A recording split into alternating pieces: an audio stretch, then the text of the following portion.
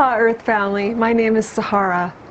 I have a special message for you, specifically to the indigenous, the Aboriginal people, the First Nations people, the shamans, and the Scorpio archetypes from all around the world, all across the nations. So I'd like to discuss the first message that I received about 5 years ago. I have a friend named Micah, and Micah basically invited me to a Native American ceremony, NAC, N-A-C, in Canada. And this was the first time I was invited to something like this. It was in a special yurt, and it was very powerful. It was about a 21-hour ceremony that started at 6 at night at the bonfire, and I learned about the fire spirits, which was very powerful as the beginning of the ceremony, starting out with fasting. This was an indigenous ceremony, and in the ceremony there was indigenous people at the four corners of the circle, and then there was another fire in the yurt, and there was a lot of non-indigenous people invited to this ceremony, mostly in their 20s and 30s, and a few others. And there was a few indigenous people that were actually part of the ceremony as well, so it was mixed. And I was told that the earth is going through big changes along with the people and the shift of the ages, and they were told that now is the time to start sharing with the non-indigenous people the medicine that's been cultivated for thousands and thousands of years. So it was a real honor and a real blessing to experience the ceremony. So there was lots of special tools, such as rattles and various hand objects made from natural elements of the earth. There was herbs and fluids and lots of chanting and drumming and things like that. And each person at the four corners had a special job, and there was a whole ritual about how to walk in and walk out in between the breaks. There was a few things that I learned from that experience. One of them was the power of ritual and ceremony, how very sacred and important it is. And it was a real lesson about honor. The whole experience was about honor, and to see why honor is valuable and what does it mean. On many levels, for me, it was about how two equal exact opposites meet in the middle and have a relationship. And when we learn from our elders, from our medicine people, that there needs to be an element of humbleness and respect. And it wasn't just this ceremony about all the restrictions, rules, and regulations, but it was what that meant on a deeper level. So it was through the whole 21 hours that I experienced this honoring that was so precious. I made some very powerful lifetime friends. And the chief of the ceremony was a special guest that came from the United States, and they called him the roadman, because he came on the road to share his medicine. And he was one of the most powerful male figures I ever experienced, particularly in ceremony. There was prayers all night long, chanting. Most of it was in English when it came to the prayers and the chanting in various indigenous tongues, and it was very powerful. I've never experienced a man in ceremony express so much care, love, compassion, and empathy for community. And this was our community for the full day and a half, and it was such a blessing and honor.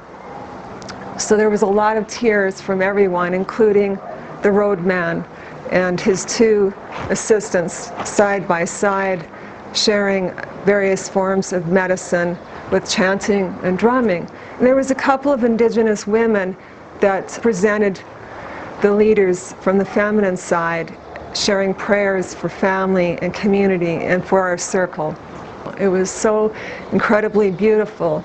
and such an honor to experience that. There was teenagers and children there, and also seeing the beauty within and without of these people was, I felt a lot like a flower opening up. It left a profound impact on my heart, and that evening I received a special message. Fast forward 2 years ago, I experienced this message again. This time I had an ascended master visit me in a dream. It was basically a visitation of a spirit being that came to me in a dream. It was so vivid, the colors, the light, the message. And the message was the same. This master from the other side said, "Do you remember the message you received 3 years ago?" And I said, "Yes, I do." And this master said, "I would like to review this message with you, that you are the one to share this message for the world." And I was kind of overwhelmed because every time I've received this message, it never felt like the time to share it. So in the dream, it shared how we're all given a task, is we're all spokes of one wheel, and that this is very specific for me. So this master was going on about a message that he had received to share, and that message was to me, and now it was my turn to share a message. So I said to the master, "When is it time for me to share the message?" And the master said, "Not now, but you'll know when it's time." So 2 years have passed, and I have not received that calling until a week ago. When the message came the third time, this time it was through a waking dream, where I was told, I had this question in my heart, which was, what can I do about what's going on in the world right now? And the message came through that, well, you've received those 2 messages, and now it's time to share the message. And I said, when? And the spirit being in my waking dream said, Sunday. So today is Sunday. So today is the time for the message.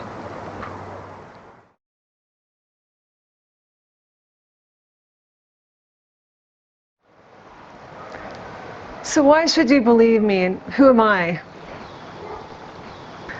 Well, first of all, this is a message that came to me from my higher self, from my soul, spirit, from source. The message came through an ascended master, through the indigenous peoples of this sacred ceremony. I've received the message from Father Sky and Mother Earth.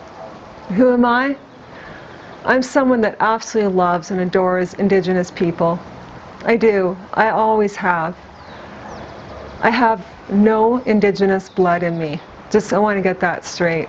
But I spent a big part of my childhood in Regina, Saskatchewan, Canada, which was 50% indigenous. And then when I moved to Calgary, Alberta, Canada, a lot of indigenous people there, as well as Vancouver, British Columbia, Canada. And Ecuador has 50% indigenous. So there has been indigenous people around me throughout my life. I've always had friends, and I've always felt connected walking past First Nations people on the street, and have been very honored and blessed to go to some sacred ceremonies, sweat lodges, and so forth. Perhaps I was an indigenous person in a past life. This feels like truth for me. I feel like I have a strong connection, and it is an honor and a blessing to share this message with you. And I pray to the Creator, I pray to the Mother Earth, that you hear this message and you receive this message with honor, with grace, and with love. Blessings. Aho. Thank you.